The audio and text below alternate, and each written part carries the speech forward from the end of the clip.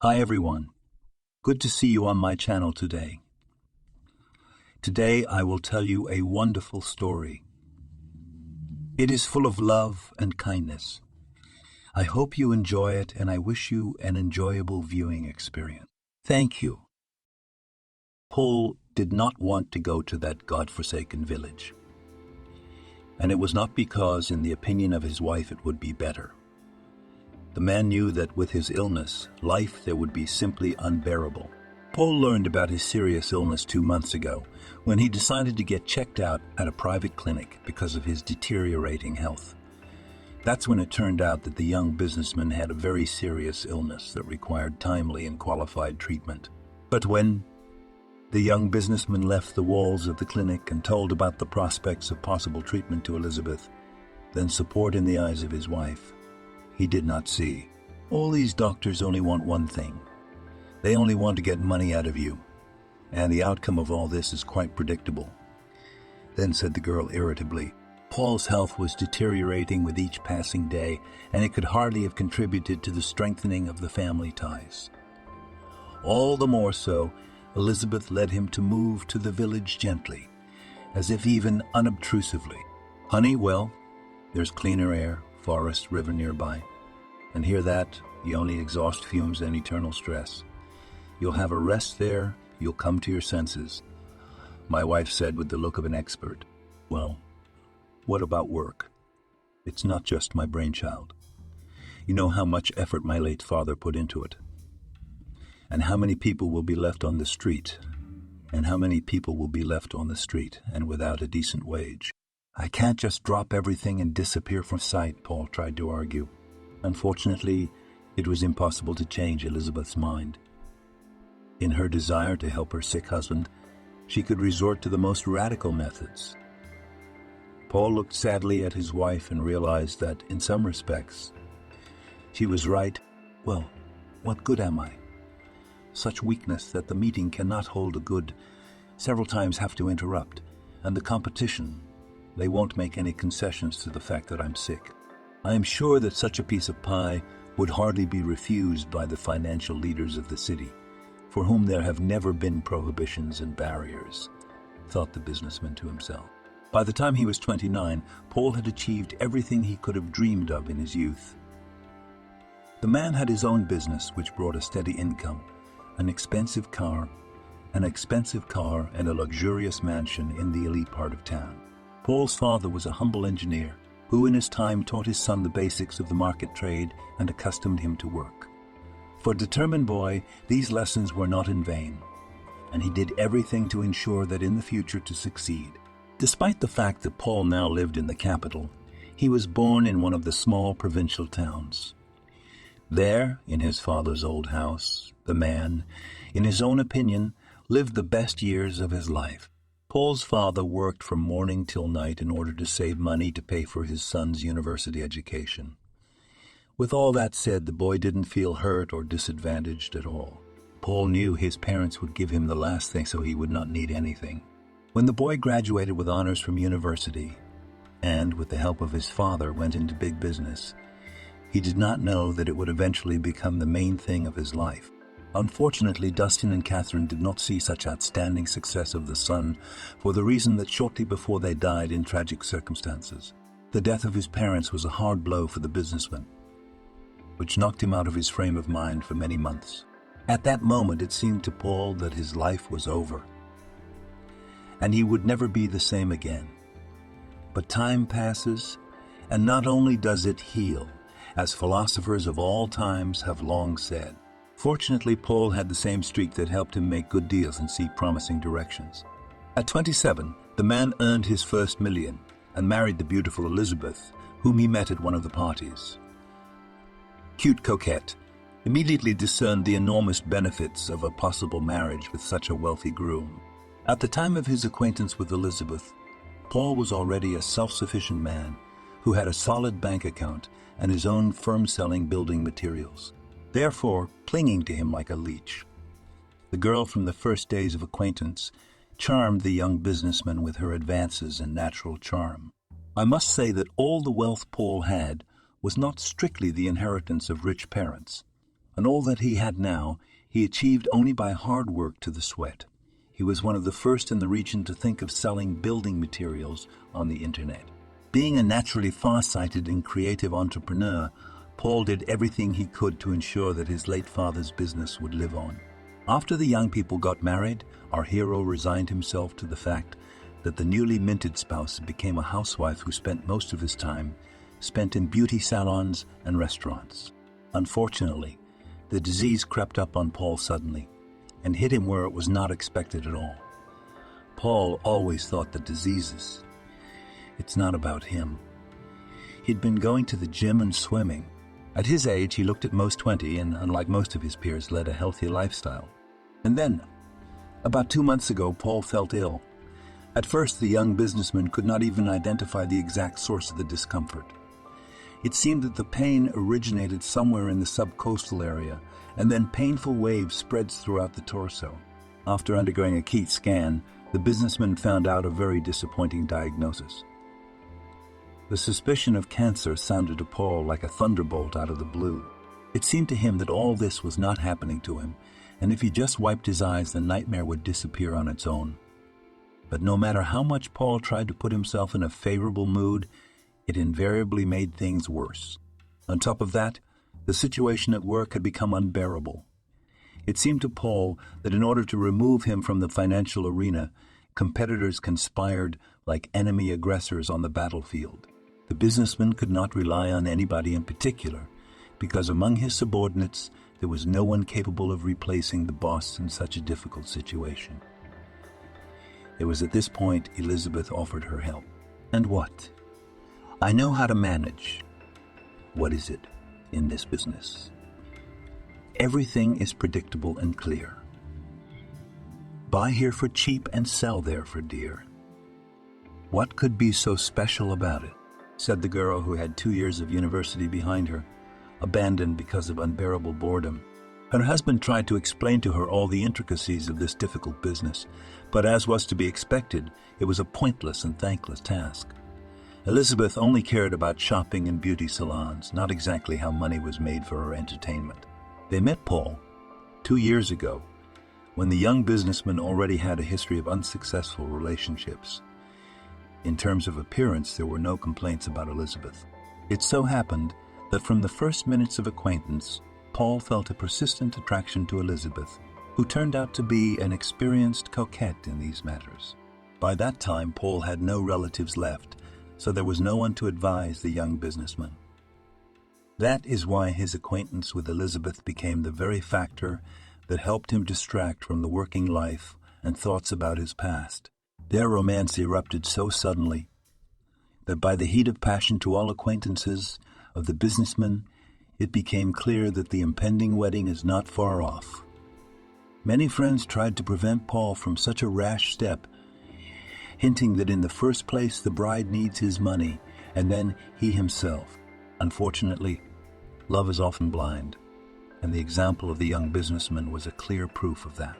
Although, if Paul had not shown signs of illness, it would be difficult to say how their future married life would proceed. By her actions, Elizabeth gently encouraged her husband to accept her proposal and move to the village. I have a nice house for you too. It's true, a little to the side, and the Lobos will not bother you, and I'll come to you with a doctor. You can come every day if you want, but I'll have to take care of your work too. I won't be able to see you that often, she chirped. Come on. I don't care. I can take it, Paul said in a shaky voice. His condition had been worsening with each passing day, but he couldn't make up his mind to have the operation. It was a very rash move on Paul's part, since no one takes care of your health better than he does. The young businessman lacked the impetus to decide to be treated at a clinic whose specialists had extensive experience in treating such ailments. Most often, in such cases, such impetus is the opinion of a spouse or parents, but Paul essentially had neither. First of all, Elizabeth was concerned only about her own well-being, and then all other issues. For this very reason, the beauty was in no hurry to have children, and, referring to the fact that she wanted to live for herself, cut off such conversations at the root. Since moving to the village was scheduled for tomorrow, Her husband tried to pack a bag of things that could be useful to him in this wilderness. But no matter how much he tried, everything fell out of his hands, and his mood remained prohibitively low. In the end, Paul simply raked everything in his gym bag and sat on the edge of the bed. The businessman's strength was fading before his eyes, and the realization of that made him very uncomfortable. The night before the trip, Paul hardly slept. The suspense was frightening and filled the young businessman's heart with anxiety. Lately, he and Elizabeth had been sleeping in separate rooms, and that spoke volumes. But the main surprise awaited Paul in the morning, when, citing a lack of ability, his wife suggested he take a cab to the village. "I'd drive you in person, honey. It's not a problem, but I have to be at the office by 9:00. You know the partners won't wait. They're like sharks. They're just waiting to get their hands on a bigger piece," said Elizabeth guiltily, her eyes downcast. Paul immediately changed his face and then, with a sad look, began to dress. The young businessman still could not believe that his wife could be so indifferent to him. But when the cab driver drove him out of the city, Paul realized that things had gone too far. They drove for hours, over 300 kilometers. As luck would have it, the driver was awfully chatty and went on and on about his own business. The price of gasoline jumped. The chassis was knocking like 100 rabid drummers, and the boss did not give money for its repair. In the end, the cab driver brought Paul to some godforsaken village, where half the houses were simply abandoned. Paul sighed sadly and did not comment on the situation. What else could he say? That his wife had sent him to the village to die. What could be good about that? The man was resigned. He didn't care. Seeing where he found himself, the businessman swallowed nervously and drooped in spirit. Paul got out of the car with the bag in his hands and then looked around. There wasn't a soul to be seen outside, and the old house Elizabeth had bought looked dreary and neglected. To the businessman's mind, the little house looked more like the dwelling of some fairy tale character, with the same gable roof and a sideways leaning chimney, than like the asylum of a sick man. However, the businessman had no time to think about it because the cab driver had already put his things on the ground and drove the car in order to get back to the city before dark. The man sighed sadly and looked longingly after the departing car, and then entered the yard, overgrown with weeds and bushes. Staggering from side to side from the fatigue, the businessman opened the door and found himself inside a long, unventilated room, where all objects and the floor were covered with a thick layer of dust. Wow! And this is the house that my beloved wife bought me. It's a wreck. Paul grimaced as he realized the seriousness of his situation, offensively pressed his lips. The businessman began to arrange things and clean up.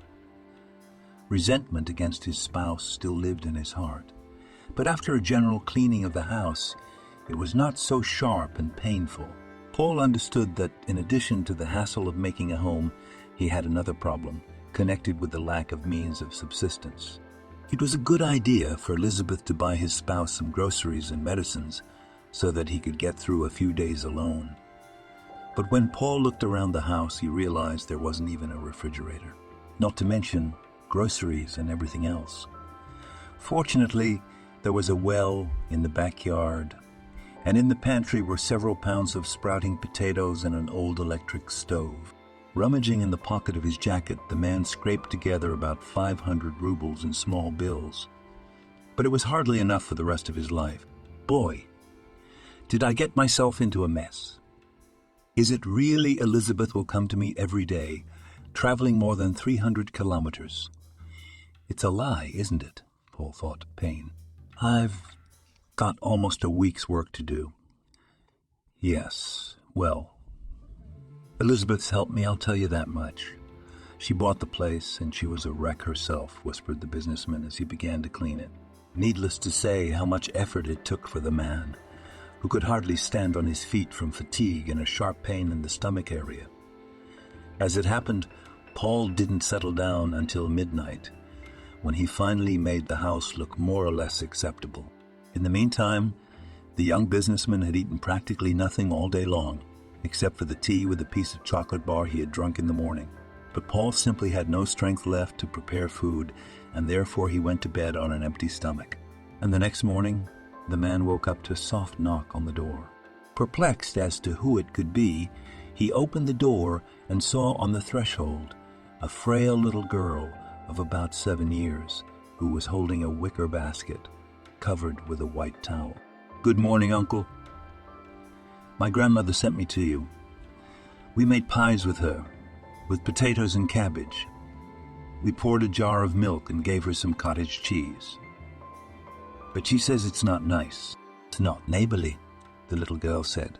Surprised, the man could not even immediately find an answer and simply invited the little girl into the house. The little girl looked at the scrubbed, clean floors and smiled understandably. Hard-working girl knew how much effort and energy this unplanned cleaning took from the man. After boiling the kettle on an old electric stove, Paul prepared tea with raspberry jam, taken from the same hospitable pantry, and asked, "Why didn't Grandma come herself? We could have got to know each other. I'm new here." The little girl took a small sip of fragrant tea and then answered, "My grandmother can't see very well. She's almost blind, Uncle. She does everything almost by touch. She milks cows, feeds chickens, and even makes potions." "What kind of potions?" Paul couldn't help it. The girl looked at him and, not hiding her surprise, answered, "What do you mean, what potions? The most medicinal man. My grandmother is visited from all over the region." Paul smiled and, feeling hungry, began to eat pies. To say that they were delicious was to say nothing. It seemed to him the tastiest thing he had ever tasted in his life. As it turned out later, the little guest's name was Maria, and her kind grandmother Sandra. How they found out about the new tenant was a mystery to Paul, but I guess that's what the village is all about.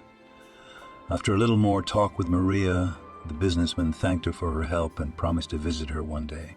"If I live long enough, I will certainly come," thought Paul ironically. After seeing the girl off, the businessman decided to call his wife.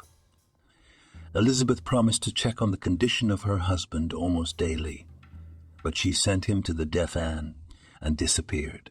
Imagine Paul's surprise when an indifferent voice of the mobile operator advised him that the subscriber is out of network coverage. And where does it disappear? Is she so busy that she is not even interested in the health of her husband?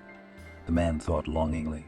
Deep in his heart, he still could not believe that his wife had sent him to spend his last days in the deaf village. It seemed to Paul that now the phone would ring, and he would again hear the joyful voice of Elizabeth. But time passed and he still had no news from his wife. Realizing that he did not want to just sit and indulge in despondency, Paul decided through sheer force to keep himself busy. First of all, it concerned the house and the surrounding area. Especially the man was discouraged by the fence, which was practically lying on the ground, held solely on its word of honor. It was clear to him that the house and yard needed the skilled assistance of an experienced builder, not a sick businessman who could barely stand on his feet from weakness and underpoweredness. In the shed behind the house, in addition to all kinds of unnecessary junk, there were nails covered with rust and quite good quality pine boards. He decided to start the restoration work with the fence. There was still plenty of time left before darkness, so Paul decided to spend it wisely. Fighting the rotten boards that were literally hanging on by a thread, the man tried desperately to make the fence look more or less normal. Since Paul intended to spend the day outside, he brought with him some leftover breakfast patties that his kind neighbor Sandra had given him. In spite of his weakness and feverishness, the businessman felt hunger, most likely caused by the prolonged exposure to the fresh air.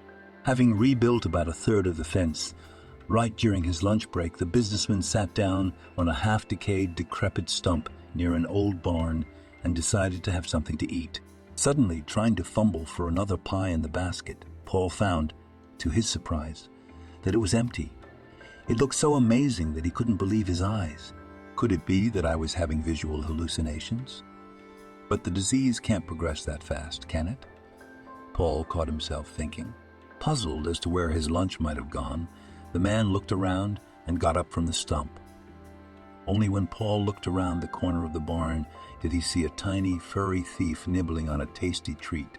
The thief was a little black puppy, an unknown breed, who, without the slightest embarrassment, continued his meal. The businessman carefully touched the little fellow with his hand and could not contain his smile at the sight of the puppy, which in response wagged its little tail and quietly grunted. The man who had wanted a dog all his life decided to take the baby with him. Paul understood that the puppy would most likely die on the street, and he simply could not allow that. He took the dog in his arms, brought him inside, and put him down on a soft old blanket. Paul's heart felt as warm as it had never felt before. There's no telling how long I'll live, but I'll make the most of this time, the man whispered, pouring milk for the baby. Unpleasant symptoms of Paul's illness had not disappeared, but at least the thought of them, at least for a time, had been forgotten. The businessman realized that he was only fooling himself, and the problem wasn't going anywhere. But it felt so good to be deluded that Paul even forgot for a while about Elizabeth and her shameful act. Naming the puppy Jackass, the man found a faithful friend, which he had dreamed of for many years. Now that his life made sense, he could not surrender to the disease without a fight. After all, if anything were to happen to Paul, who would care for Jackass? Trying not to think of his wife, the man turned all his attention to the puppy. So involved was Paul in his efforts that he didn't even notice how many days passed. The puppy behaved like a true conqueror in the house, trying to chew to shreds everything his sharp little teeth could reach. During this time, Elizabeth called only once and, referring to the problem, sang in an angelic voice, "Well, hello, darling. How are you? I'm sorry that everything came out so abruptly and unprepared. Take my word for it, that's not what I wanted at all. But your firm is in big trouble. I'll do what I can, of course, but I'm not a magician." Paul turned pale as chalk and carefully asked, "What other problems?" "Wait. But before I left, everything was fine. It's only been a little while, and you're acting as if we're already bankrupt." There was a tense pause on the other end of the line, after which Elizabeth abruptly changed the subject. Lamenting that she had forgotten to leave her husband money, the beautiful woman promised to come to him as soon as possible. "There you go. More promises," thought Paul, grimacing in pain. The businessman realized that, as a reward for his tolerance and love for his wife, he was now all alone on the outskirts of a remote, abandoned village. Not only that, but Elizabeth left her spouse at the most difficult and crucial time, when he was ill and most of all hoped for her help and support. Without even hoping for his wife's arrival, Paul spent his last money to buy bread at the store and returned to the house, which he jokingly referred to as his last refuge. Since the pantry contained some vegetables left by the previous owner, the man realized that he could easily survive a few more days. All the more so because his little neighbor Maria from time to time gave him gifts from her caring grandmother. Sometimes a pie with blackberries, then pies with cabbage or cottage cheese. Paul himself had only seen the old woman a couple of times, and even then, because of her poor eyesight, she could only hear his voice. To Paul's enormous surprise, Elizabeth showed up the very next day. She grimaced and approached the house, accompanied by a suspicious-looking man with the face of a hardened crook clerk. On smelling the strangers, the little jackass immediately greeted them with a mellow yapping. "You, what is this little creep? How could you have that shaggy beast in your own house?" "Don't be frightened, it's Rascal. Don't be frightened, it's Rascal. A good boy, he never barks when he is idle," said Paul, diffusing the atmosphere. During this time, the young businessman had become thin and gaunt, which did not go unnoticed by his wife. "Honey, I brought you some medicine. Very scarce, by the way. Zagranichny, and are not cheap, I tell you," said Elizabeth, and pulled out of his pocket a package of plastic jars with some pills. Paul,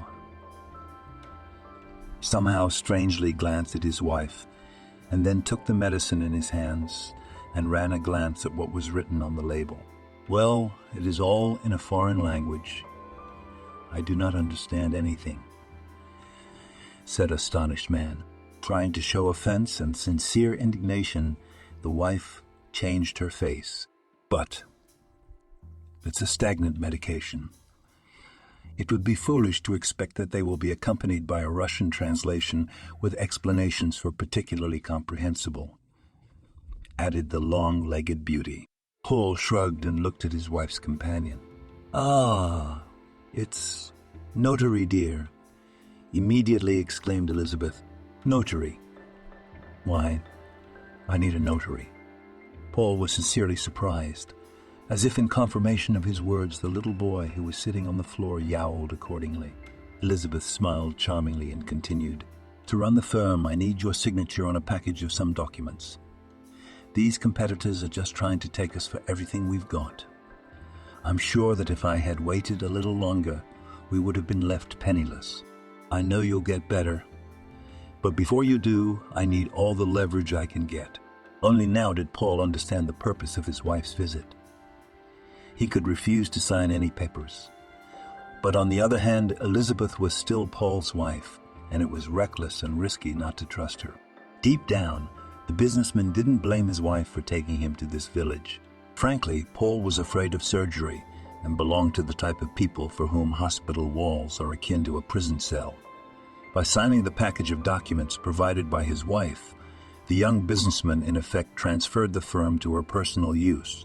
There were still accounts in the bank, but without his presence, Elizabeth could not dispose of them at her discretion. "That's it, darling. Don't forget to take your medicine. Oh, and I brought you some things and money, of course. There's enough to last you a year in this hick town." Elizabeth said goodbye and glanced cautiously at Rascal, who was sitting at the door. Paul immediately followed his wife's advice and removed the plastic lid from the jar and took out a capsule. After drinking water from the jug, the man escorted Elizabeth to the door, sincerely hoping that she would not notice his bodily weakness. He felt no particular anger toward Elizabeth at this point. After all, if Paul was destined to die, let it happen in this remote village, where there were no his enemies, who were unlikely to feel regret at the sight of a fresh mound on his grave. Since Elizabeth's departure, only a couple of hours had passed, and Paul felt much worse than before her visit. The businessman's head suddenly began to rumble like a beehive with wild bees, and a luscious bitterness appeared in his mouth, which worsened his already bad condition. He tried to go to the door to ask Sandra for help, but he only had time to grab the handle when he collapsed. Falling into a sticky, dark fog, he mentally said goodbye to the life that he thought had ended on such a sad note. Paul didn't wake up until the next morning, after more than 17 hours of sleep. Surprised to look around, the man saw that he was not in his house, but in some clean, small room, which smelled of lime, wormwood, and some unknown to him herbs. Paul tried to rise from the bed, gathering his strength into a fist, but the weakness he felt prevented him from doing so. At that moment, the door opened, and squinting blindly, a frail old woman entered the room. "Well, darling, you awake. That's good. I'll give you a healing potion. You'll feel better. My name is Sandra." "I bet you remember," said the stranger, and gave Paul a cup with a tart, aromatic liquid inside. The man smiled embarrassed and accepted the healing drink from the hands of the old woman. Sandra turned out to be a nice, pleasant woman, practicing the treatment of patients with the help of alternative medicine. Those who were desperate and considered themselves incurably ill came to her house. Sandra lived alone with her granddaughter, and helping people suffering from various ailments became her raison d'etre. Living in a house on the edge of the village, the half-blind woman helped everyone who came to her. "How did I end up here?" Paul asked after drinking the potion. The old woman smiled and answered softly, "It was Maria who spotted you. When you fell flat on the doorstep, we both dragged you into the house. You don't have any weight in you. You were exhausted because of your illness. Or maybe your wife?" A snake in the ground helped me a lot. How could she help me so much that I almost gave my soul to God? And anyway, what makes you think that? The man asked perplexedly. You are as naive as a grouse in a flock, by God. She came to see me before she left. She told me that you were incurably ill and even promised me money if I would take care of the funeral after your death.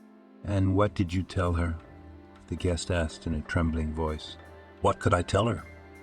I put her out of the house and wished her well. It is not right to make him a dead man in front of a living husband, the old woman said sensibly. Tears came to Paul's eyes at the thought that if it were not for the sweet old woman and her granddaughter, he would not be alive anymore. Don't be sad. You can still be helped. I can feel it. Don't believe what the doctors at the clinic told you. Everything will be all right. I can see it in my heart, though I am almost blind with my eyes. Sandra added, Thank you. I really appreciate it, Paul answered feelingly. You needn't, my dear. It is not me you have to thank, but Mary. If it were not for her, you would have come on your own a long time ago. She is the one who brought the puppy in secret so that you do not miss her so much. And she saw you on the porch. I could never see it with my eyes, said the old woman. Paul lived at Sandra's house for about 3 weeks, during which he stuck to the old woman with all his heart. But the most amazing thing was that after Sandra's treatment, the man felt as if there was no disease at all. For himself, Paul had made up his mind a long time ago.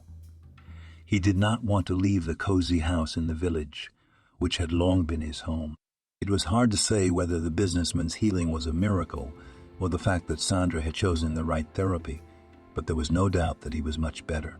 On top of that, Paul did not take the medicine Elizabeth had left him, which, according to the elderly healer, was the purest poison. In all this time, Elizabeth did not come, not even once, but did not call her sick husband, whom in fact she left to die in a remote village. With increasing attention to Sandra and Mary, Paul helped with the household chores, fetching water from the well and feeding the livestock. Perhaps if anyone had ever told him that he could enjoy working in the countryside, he wouldn't have believed a word of it.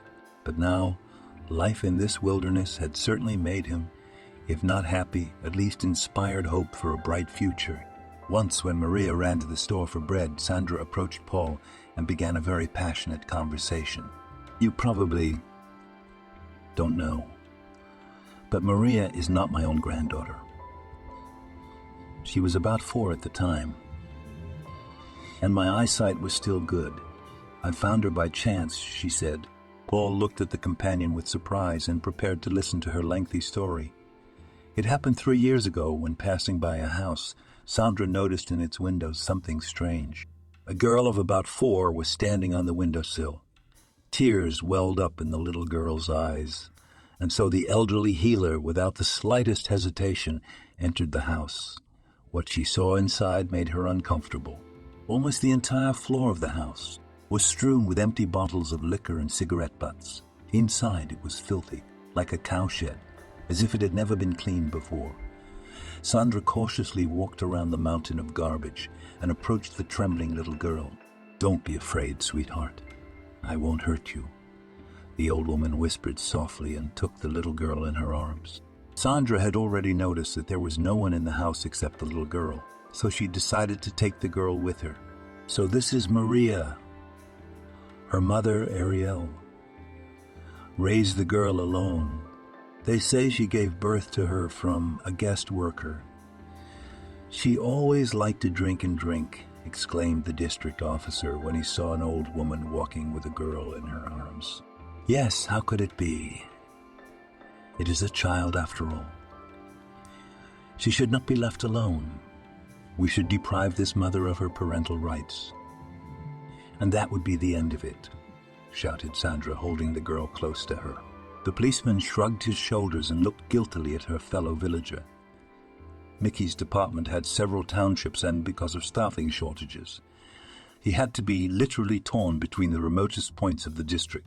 It was physically impossible for him to keep track of all the offenses. especially when it came to such a delicate matter as the deprivation of parental rights. Understanding the awkwardness of the precinct officer's situation, Zinaida Stefanovna took Maria home to feed and warm her. The little girl happily pounced on the treat as if she had not eaten in days. Watching the little girl eagerly drink the milk, Sandra could not hold back tears. Finally, when Maria was full, the old woman put her to bed.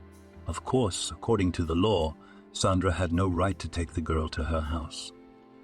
But on the other hand, she couldn't leave her alone in the house of the negligent mother either. Since Mickey did not object to the girl living in the old lady's house for a while, Maria stayed with Sandra. About 2 weeks later, sad news spread around the neighborhood. The girl's mother had a drunken binge with her lover, who had recently been released from prison. That's how Maria became my family, Paul. I wasn't going to give her to an orphanage after the death of her good-for-nothing mother. She's a good girl. She's smart. She have a normal family. I'm old now. I can't dance at her graduation. I've lived my whole life alone. I've devoted my whole life to healing. On top of that, my eyesight's gone bad. Maria's like a guide for me. She'll tell me what to do, give me the right herb. I can heal even half-blind, but still, with a helper is much better and more relaxed, summed up the old woman. At that moment, Paul's heart snapped. More than anything in the world, the man now wanted to thank the kind old lady and her granddaughter for his salvation, which was for him a real miracle. Paul had not had a second medical examination and may well not have been cured permanently, but there was no doubt that Sandra's treatment had brought him relief. And Paul also wanted to deal with his wife, who had treated him so cruelly. The fact was that when the businessman, on Sandra's advice, through a police officer, submitted the drugs for examination, it turned out that in case of his illness, this drug became for the patient purest poison. To forgive this, the deceived husband could no longer. Being naive and trusting by nature, he to the last believed that his wife could not want his death. But when the examination revealed the very fact of the potential crime, Paul has moved on to more decisive action. And the most interesting thing awaited him ahead.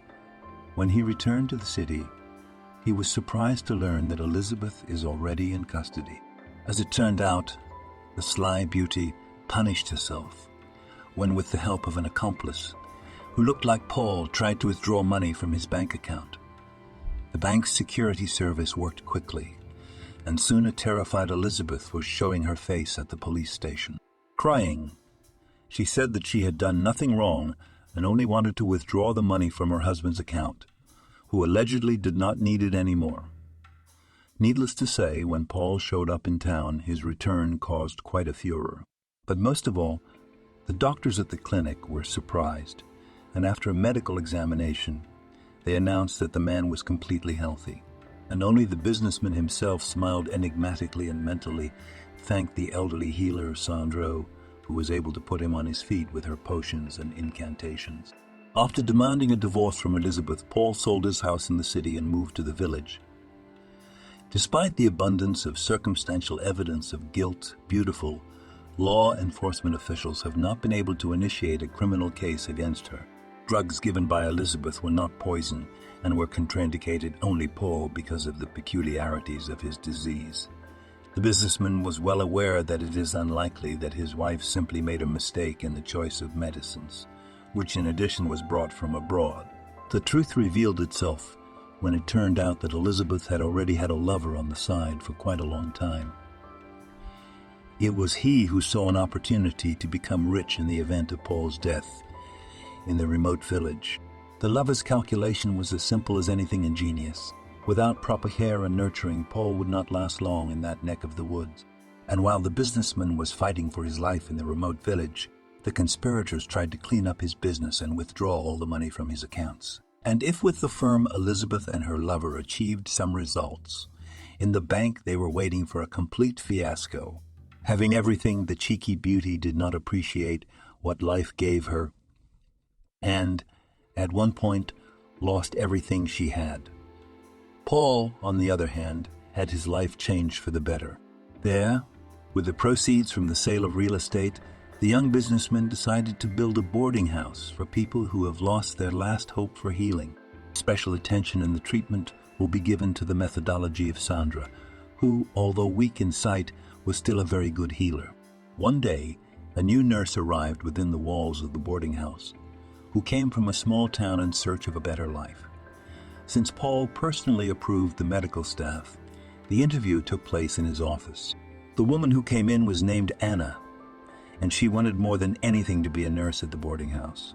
When our hero first saw the candidate, his heart suddenly began to beat faster and his pulse quickened as if he was running fast. Running his eyes over the documents and references from previous jobs, Paul marionally noted that Anna was single and was raising a son alone, Tom. Paul, as a manager, asked the woman some more questions about the working points and her qualifications, and then said, "Well, Anna, I think I'm ready to meet you halfway. You're good for us, and we will take you to work in our boarding house. Leave the necessary documents to my secretary and take up your duties." A pleasant smile spread across Anna's face, and she thanked Paul and left the office. After this incident, the young man's heart was literally captivated by this new employee, who, despite her impressive appearance, was an intelligent and efficient employee. Paul has repeatedly noticed that Anna could work without days off and was ready to replace colleagues at any minute. One evening, he could not stand it and approached a delayed employee, said, "Anna, something you have lingered and clearly deserve a ride home. Well, do not take the train to get to you." And the cab drivers charged 3 skins for this kind of order. Anna smiled haltingly, but did not refuse the offer. On the way home, the young people talked, and Paul learned that the father of Anna's son had left the family many years ago, and she had to raise him alone. "Well, it seems to me that you are very good at it," said Paul, whose voice had notes of respect and sympathy. He wished her a good evening and shook her hand goodbye. From then on, Paul picked Anna up from work every day, turning it into a kind of tradition with a romantic twist. The result was a torrid romance that came as a complete surprise to both of them.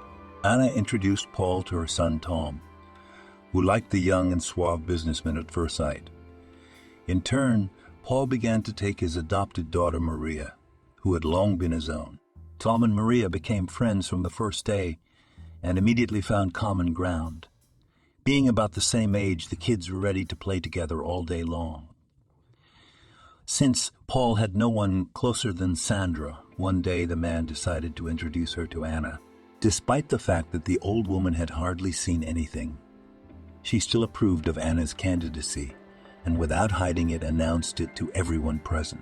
Smiling enigmatically, Paul, with the look of a conspirator, pulled out of his pocket a padded velvet box which contained an engagement ring. Then, under the approving smiles of Mary and Tom, he proposed to Anna. Without a second's hesitation, the girl happily agreed. That evening, for the first time in many years, joy and fun prevailed in Sandra's house. After so many years of trouble and misfortune, the participants of this story finally found the desired happiness, which they had dreamed of all these long years. About a year after that, Paul completely by chance met Elizabeth in a restaurant, where he came with his family to celebrate the anniversary of their acquaintance. Taking the menu in his hands, the businessman ordered and returned the menu to the waitress. Only now, when Paul looked up, he recognized his ex-wife in the restaurant employee. During this time, Elizabeth had changed a lot and had noticeably lost weight. Her sad, gray eyes no longer shone with the same ardor that had been at the time of her wealth and independence. Of course, she recognized Paul, though she tried not to show it. After taking the order, the waitress staggered to the kitchen on stiff wooden legs. Once upon a time, years ago, she had made her choice and put it all on the line. Now she could only bitterly recall the past and blame herself for her own stupidity and greed, that she had been at a crossroads. As it should be in such cases, Paul left a good tip for Elizabeth, once again emphasizing the fact that between them there can be nothing in common. Looking lovingly at Anna, Paul is sure that ahead of them there will be a happy life in which family and loyalty will always be in the first place. Thank you for watching this video to the end. Subscribe to the channel, like it, write comments if you like the story, and see you on the channel.